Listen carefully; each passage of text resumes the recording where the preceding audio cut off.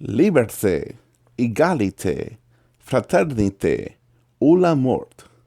Liberty, equality, brotherhood, or death. That's the motto of the French Revolution. So, we left off with the Americans and move on to the French. So what's happening in France? Right? This is the 1700s, 1780s, 1770s, 1790s. So the French, they've lost a whole bunch of wars. Right? They lost the 7 Years' War against the British. And the French, during the American Revolution, they sent a ton of money and weapons and soldiers to fight on the side of the American colonists. And they, put themselves further in debt. So France, by the late 1700s, is pretty bad shape economically. And they have a weak economy. They also have the absolute monarchy, right? They have this new king called Louis XVI. He is the grandson of Louis XIV, the Sun King. But Louis XVI, he's kind of like weird. He's more interested in clocks and locks, like a locksmith. And he really doesn't care much for running the government. So when all these kind of like economic problems are piling up, he doesn't really do much to solve them. Until it's kind of like, too big to ignore. So he finally realizes, we have to raise taxes in order to pay off all the debt that France owes. Now, it doesn't help that he's living in Versailles, which is the most fabulous palace ever, and he's partying it up, day in and day out. And so is his wife, Marie Antoinette. So he decides, of course, he's the absolute monarch, that they're going to raise taxes. The problem was that in France, we have these three social classes. They're called the estates. The first estate is the clergy, right? Roughly 0.5% of the population, 1% of the population. But the clergy is the church officials. The second estate is the nobility or the aristocracy. These are people who own land, and that land is passed down from generation to generation. And these are the rich of the rich of the rich. But they're about 1.5-2% of the population. The other remaining 97% of the French population is the third estate. And that's everyone else, right? All the commoners are the third estate. But within the commoners, you have poor people like peasants and serfs. They still had serfs. You had urban workers. You had merchants. You had artisans. You have craftspeople. You even have some rich people. Right, the rich people eventually become known as the bourgeoisie. Fancy name for rich people. So the problem was that the French king says, all right, I'm going to raise the taxes to pay off the debt. But the first and second estates, who are super rich, they don't have to pay anything. All the tax burden falls on the third estate. So it's kind of like reverse what we have here in the United States. The richer you are in America, like you're Bill Gates, you're going to pay a ton of taxes. But if you're super poor, like you're a teacher, you're going to pay very little taxes. Not really.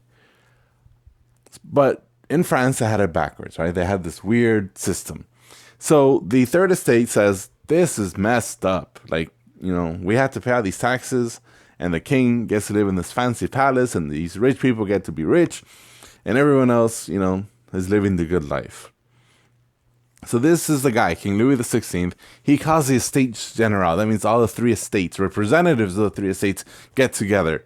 And the problem is that whenever they get together, each estate has one vote. So even though the third estate represents 97% of the people, they only have one vote. And even though the first and second estate are only representing about 3% of the people, they have two votes. So what always happens? The king says, let's raise taxes. The first and the second estate says, yes. The third estate says, no, but nobody cares because they're outvoted 2-1. So the third estate has enough. It says enough is enough. This system sucks. We're going to create a whole brand new government. And they call this government, right? They call this government the National Assembly, right?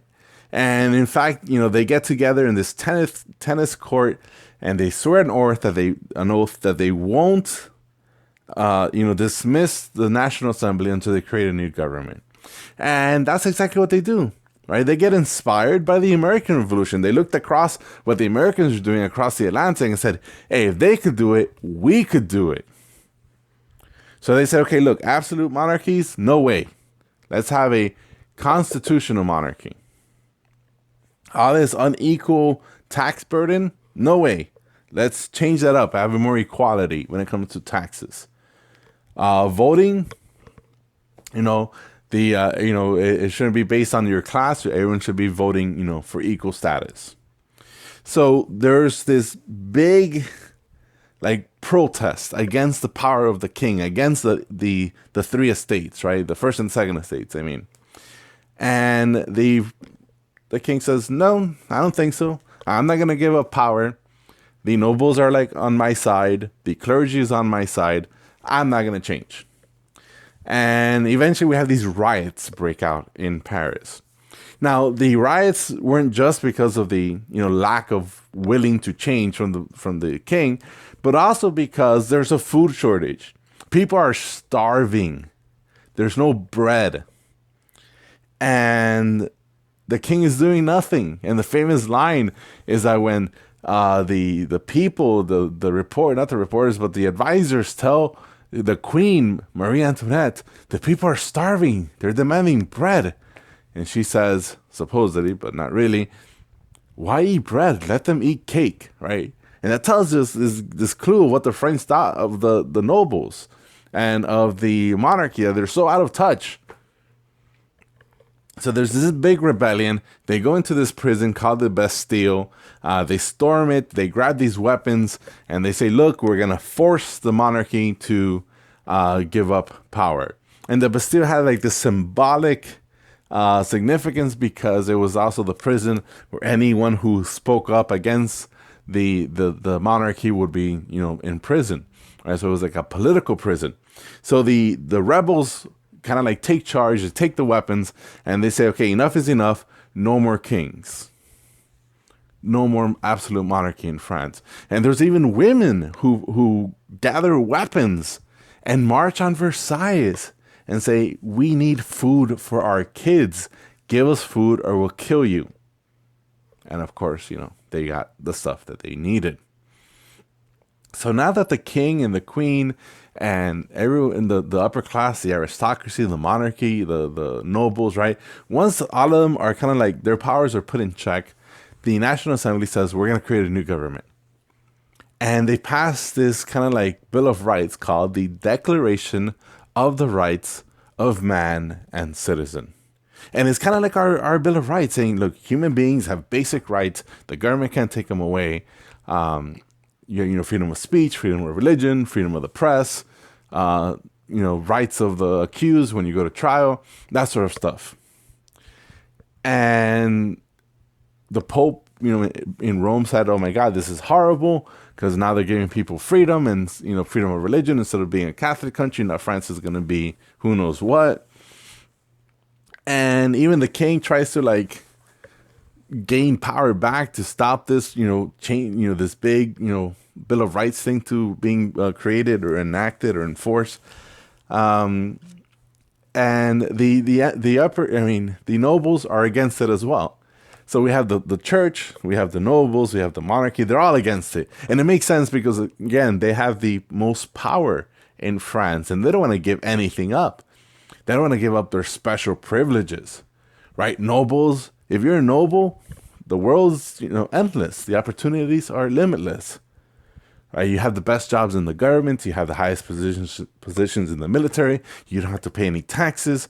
If you're a church official, the peasants have to give you 10% of their wealth every year as a special tax.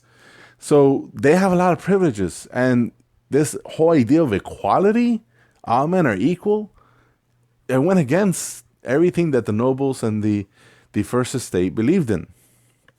So the Declaration of the Rights of Man and Citizen say everyone's equal. The upper class says, I don't think so. And that's the beginning of the French Revolution. So then we have the kind of like the next step, the next stage. So at first they're like, look, we want a constitutional monarchy, just like the United States has a republic. We want a constitution. We want, balance of power. We want separation into branches and that sort of stuff. And there's so much resistance. Then a new group of rebels takes hold, right? They're called the Jacobins, right? And these groups, they're mainly upper class, or upper middle class to be exact, right? These are the bourgeoisie people.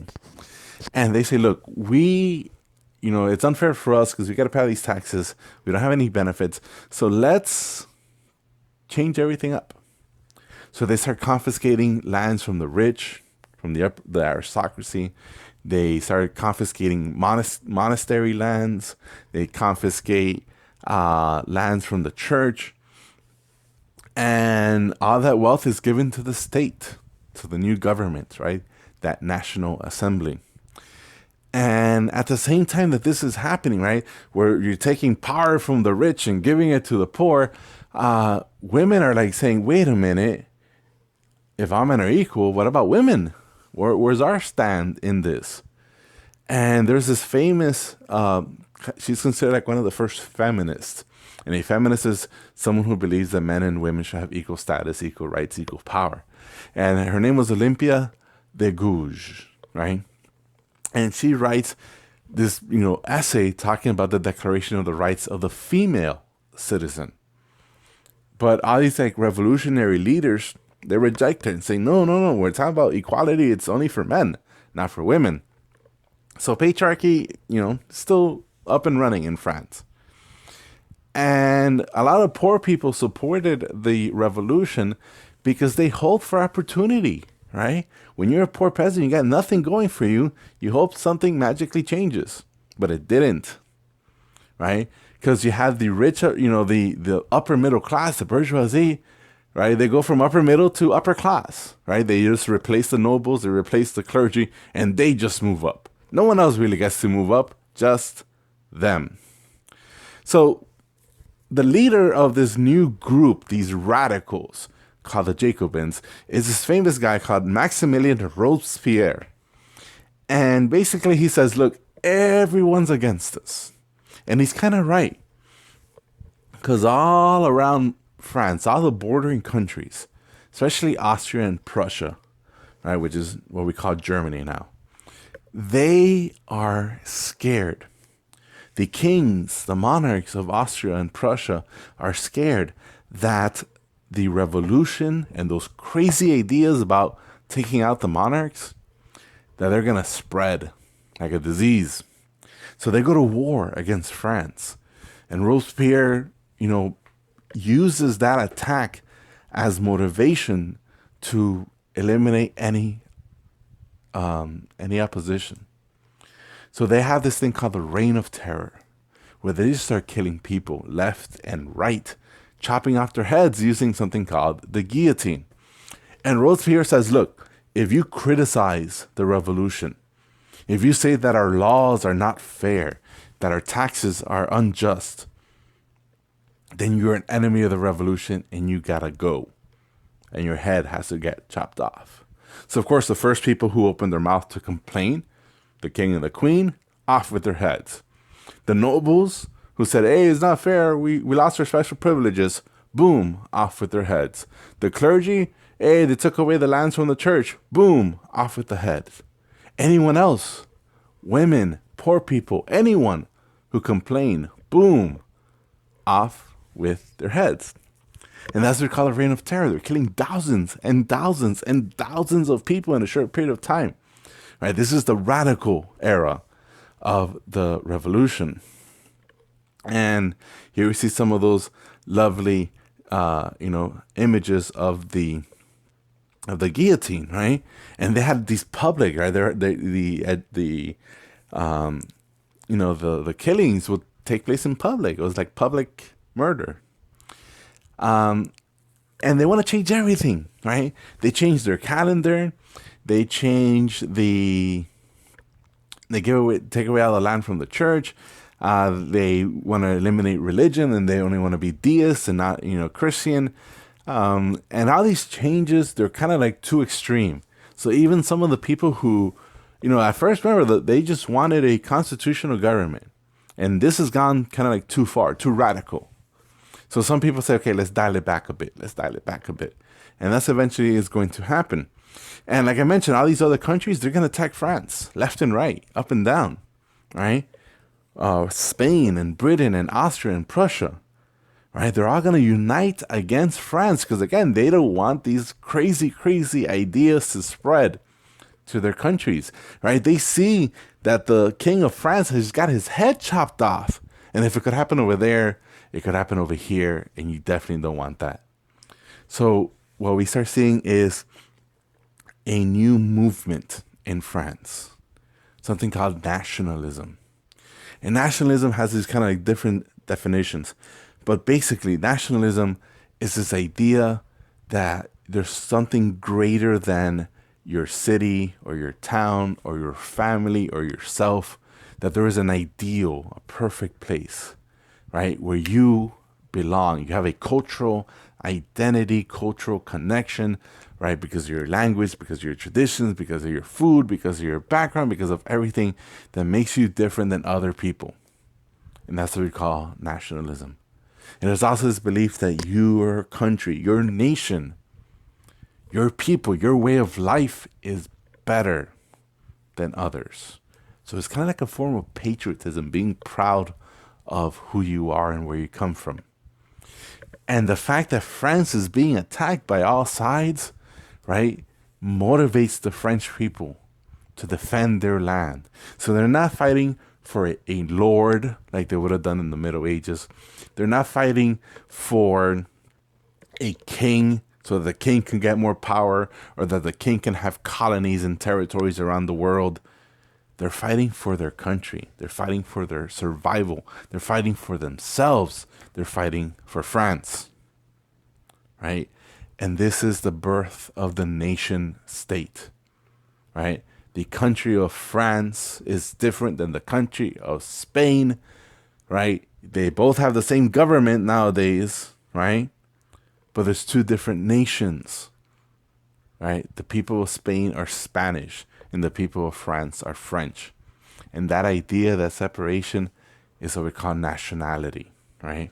What you identify yourself as. So by launching these attacks and threatening the revolution, we see the creation of nationalism. And that's going to have this big, big, big expansion, right? Especially of the military. And I'm getting ahead of myself there. We'll talk about Napoleon next time. See you then.